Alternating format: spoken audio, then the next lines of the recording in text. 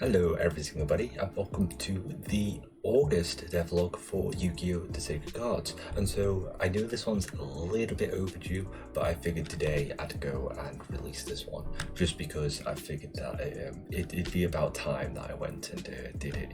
I figured that I've been leaving in on this one a little bit too long, and it's time to finally show you how this game is coming along. And so with all that out of the way, we'll get started. And so first thing I want to go and show you is the battle system that I've started to develop. And so over here I've got this cube guy over here, and this is the kind of like a placeholder for if you want to go and duel someone. And so later on you'll have characters that you can go and duel, but for now, if you go over here then press E, it'll just jump you straight into a duel, right?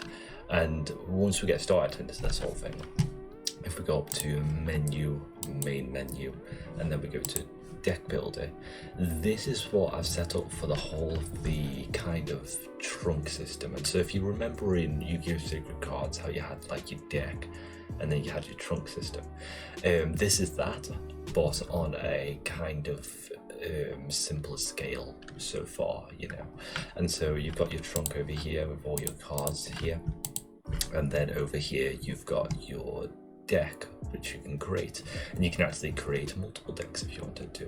And so if I'm going to create a deck over here, for example, and then I can add any of these cards I want.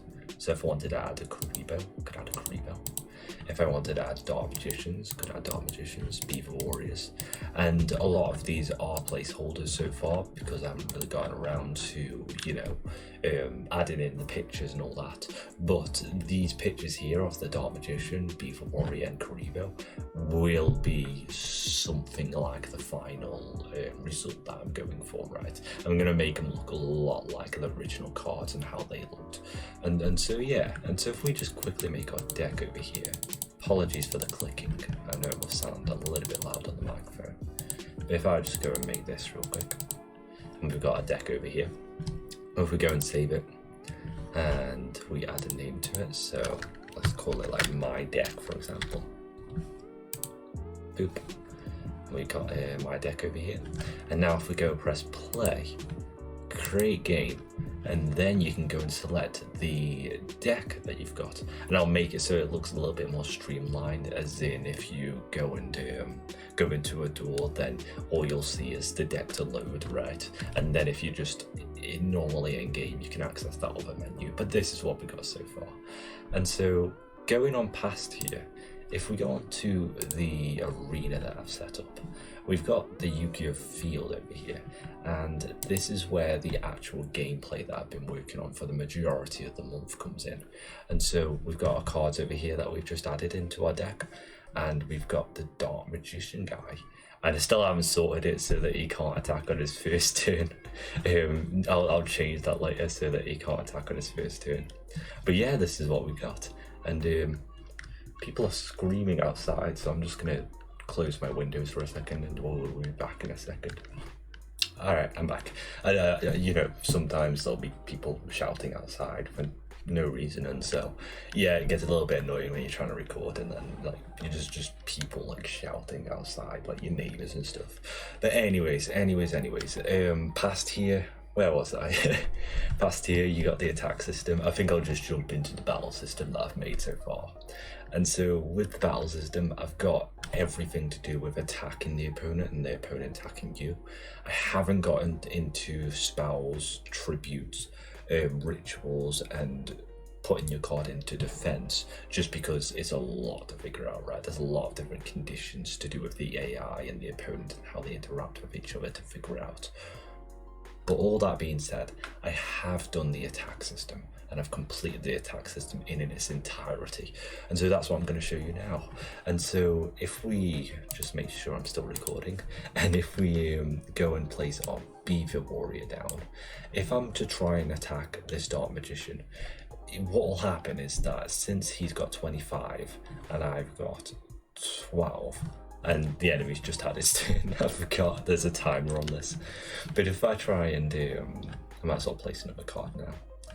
But if I try and attack with a lower monster, what will happen is my monster will get destroyed and I will take damage as a result, as you can see.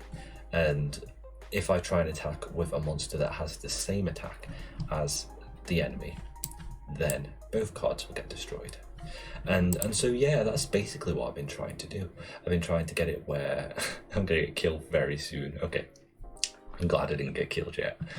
But yeah, that's basically what I've been trying to do, is to figure out all of the conditions that can happen, all of the different results from attacking the opponent to the opponent attacking you, and when and when not he can attack you directly, you know. And so if I'm to attack a card that's lower than me in terms of attack, and so if I try and attack Sangan and I have Summoned Skull, what will happen is it'll take 15 off the opponent, and it will destroy his card, like so.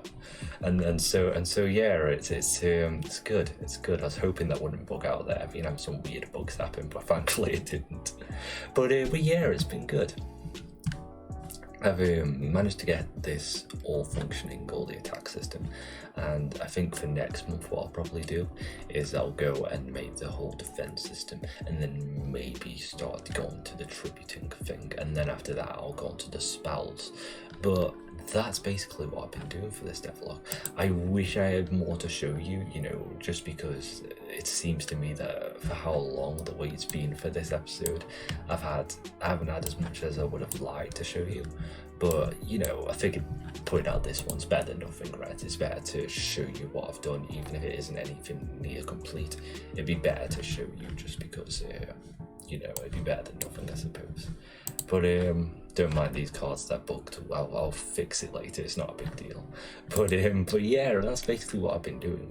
I suppose one other thing I could show you, I think I'm about to get killed. Maybe not.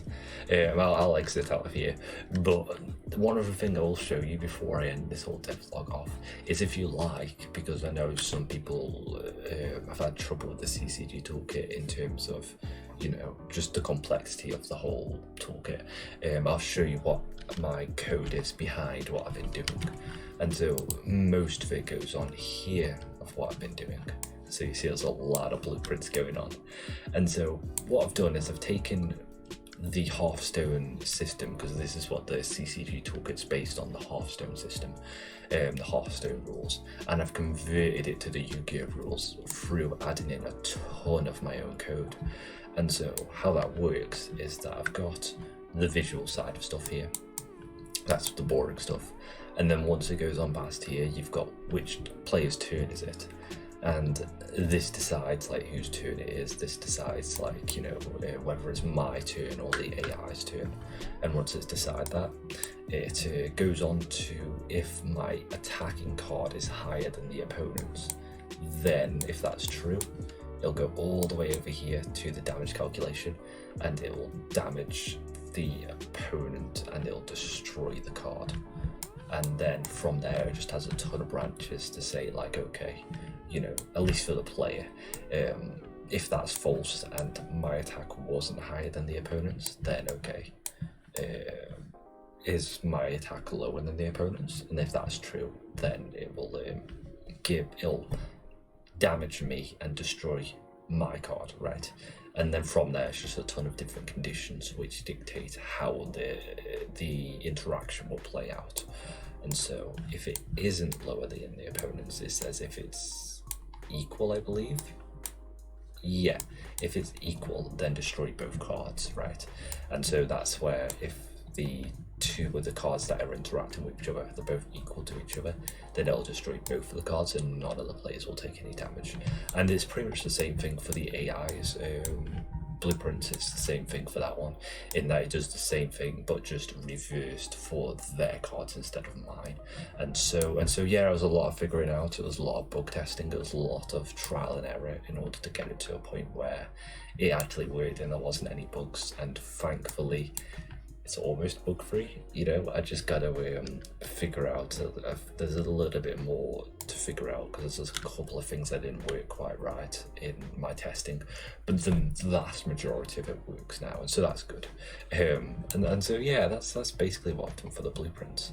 And most of this is pretty much the same, it just applies to different players and different cards in terms of the battle damage calculation that happened over here.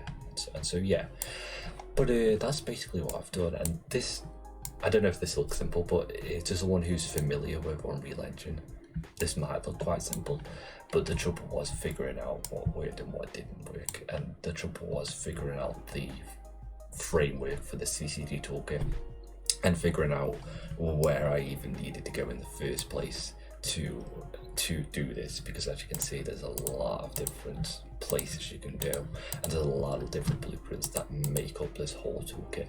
And so yeah, I eventually got there, and speaking of that, now that I'm here, I can then move on to the defense system for the card interaction, and that won't be as hard because I'm not searching for where to go and what to do and how to do something. I just need to do it, you know, if that makes sense.